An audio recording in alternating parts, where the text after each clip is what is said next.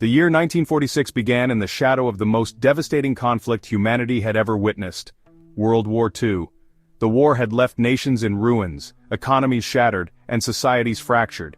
As the world emerged from this period of intense upheaval, there was a sense of both relief and apprehension. Relief because the fighting had ceased, apprehension because the future was uncertain. With millions dead, cities destroyed, and economies in collapse, countries faced the daunting task of reconstruction and reconciliation. This period marked a crucial turning point, a time when the world had to decide between paths of peace and further conflict. The scars of war were not just physical but deeply psychological. Families were displaced, lives uprooted, and entire regions faced famine and disease. The global community realized that the peace won was fragile and required new international mechanisms to maintain it. Thus, 1946 became the stage for profound geopolitical, social, and technological transformations that would shape the modern era. In the wake of World War II, the Nuremberg trials represented a historic effort to bring justice to the atrocities committed during the war. These trials, held in Nuremberg, began in 1945 and reached their climax in 1946. They were unprecedented, prosecuting leaders for crimes against humanity and war crimes. The trials signified a new approach to international law, emphasizing accountability and human rights. Conducted by the Allied powers, they served as a moral reckoning for the Holocaust and other atrocities. 24 major leaders of Nazi Germany were prosecuted, with charges ranging from crimes against peace to genocide. The proceedings were meticulously documented, influencing international law for decades. The trials were not without controversy, raising ethical questions about victors' justice. Nonetheless, they established important precedents, holding individuals accountable for their actions during war. The year 1946 was pivotal in ushering in the atomic age, a period characterized by the profound implications of nuclear technology. The atomic bombings of Hiroshima and Nagasaki in 1945 had demonstrated the devastating power of nuclear weapons. As the world grappled with the consequences, 1946 marked the beginning of efforts to control and manage this new and terrifying form of warfare. The United Nations played a central role in these efforts, establishing the Atomic Energy Commission to regulate nuclear energy and prevent the proliferation of nuclear weapons. However, the geopolitical landscape in 1946 was fraught with tension as the United States and the Soviet Union emerged from the war as superpowers with contrasting ideologies. This tension was exacerbated by disagreements over nuclear policy. The United States proposed the Baruch Plan, which sought international control over nuclear weapons and technology. The Soviet Union, wary of Western intentions, rejected the plan, marking the beginning of the Cold War, a period of intense rivalry and suspicion between the two superpowers. The dawn of the atomic age had far-reaching implications for global security and diplomacy.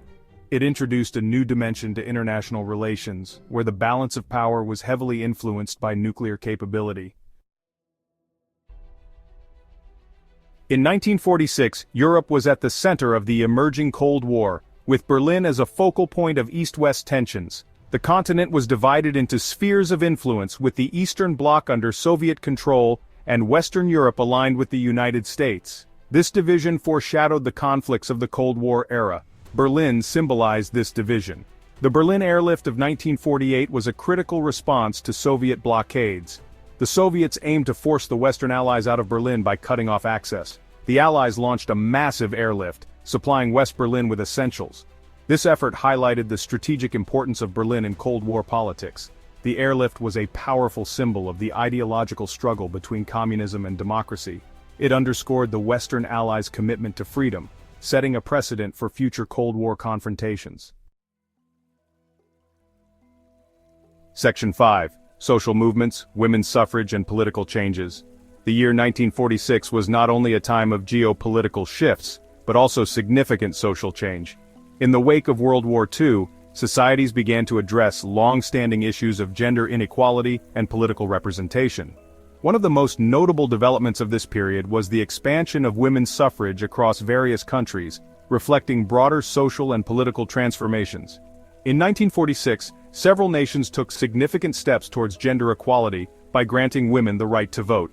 Romania, Yugoslavia, Argentina, and Quebec were among those that extended suffrage to women, recognizing their contributions during the war and their right to participate in shaping their country's futures. This movement was part of a larger trend that saw women increasingly involved in public life and decision-making processes, challenging traditional gender roles and expectations.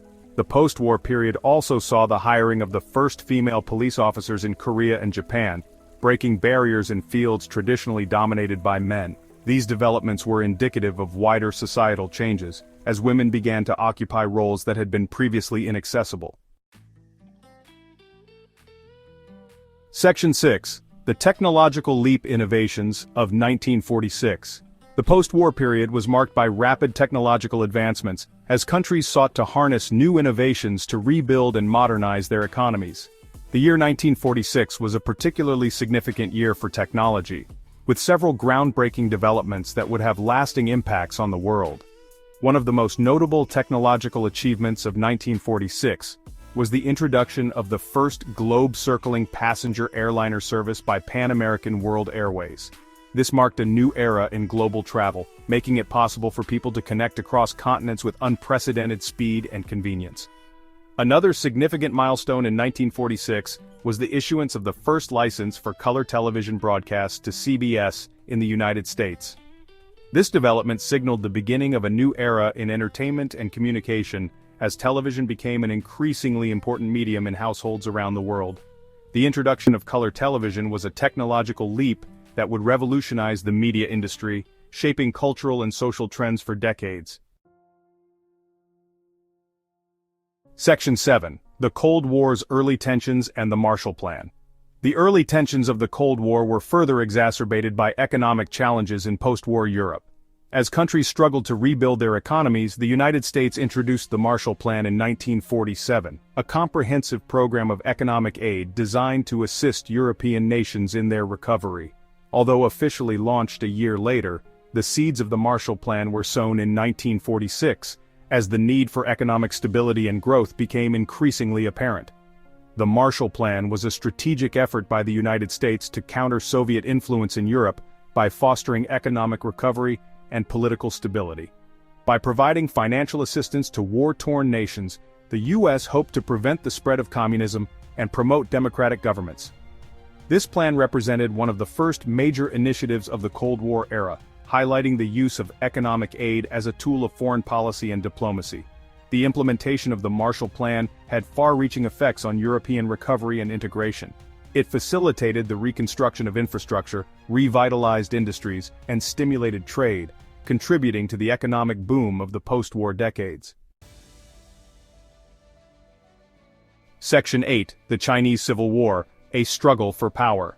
The Chinese Civil War, which had been temporarily paused during World War II, resumed with renewed intensity in 1946. This conflict between the Chinese Nationalist Party, Kuomintang, and the Communist Party of China was a struggle for control of the country, with profound implications for China's future and for global politics. The events of 1946 marked a turning point in the Civil War, as both sides sought to consolidate power in the post-war landscape. The nationalists, led by Chiang Kai-shek, controlled the government and were supported by the United States, which viewed them as a bulwark against communism. Meanwhile, the communists, led by Mao Zedong, had gained significant strength during the war, bolstered by their support among the rural population and their success in guerrilla warfare. The conflict was characterized by intense battles and shifting allegiances, as both sides vied for dominance in a war-torn and weary nation. The resumption of the Chinese Civil War in 1946 was not just a local conflict, but a critical front in the emerging Cold War. Section 9. Legacy of 1946, Shaping the Modern World. The year 1946 was a pivotal moment in history, marking the transition from the chaos of World War II to a new global order characterized by both hope and tension. The events of this year had profound and lasting impacts that continue to shape the modern world. From the establishment of international justice through the Nuremberg trials, to the dawn of the atomic age, and the beginnings of the Cold War, 1946 set the stage for the geopolitical, social, and technological developments that followed. The social changes initiated in 1946, including the expansion of women's rights and the rise of new political movements, laid the groundwork for future progress toward equality and justice. These movements challenged traditional norms and opened new pathways for participation and representation in public life, influencing the trajectory of social development in the latter half of the 20th century. Technological advancements made in 1946 had a transformative effect on society, fueling economic growth and shaping cultural trends. The innovations in transportation, communication, and entertainment helped to create a more interconnected and dynamic world, setting the stage for the technological revolution of the late 20th and early 21st centuries.